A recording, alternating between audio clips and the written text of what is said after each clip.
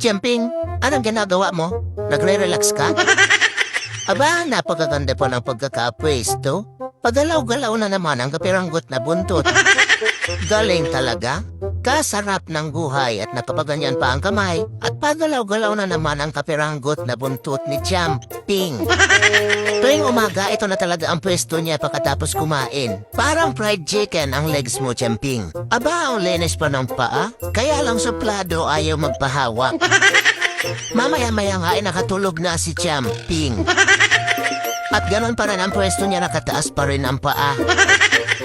Kahusay ng pagkakatulog, parang lolo. Maya-maya ay napasarap na ang tulog niya, kaya ganito na ang itsura ni Jumping. Medyo sumisingaw ang nguso, ibig sabihin tulog na yan. Sa gabi naman, pagkatapos nilang kumain ay hindi inaantok si Jumping. Ang ginagawa niya, naglalaro siya diyan kahit mag-isa. Hindi yan makakatulog hanggat sa hindi siya makapaglaro o makipagbakbakan. At lahat ng toy dito sa bahay ay si Jumping lang ang laging gumagamit. Jumping, panay ka na naman sa laro pagkatapos mo lang kumain. Itong tiyan mo na to, siya sakit yan sa ginagawa mo, Jumping. Matulog ka muna. Oh, nang sipa ka pa, ano ka, kabayo?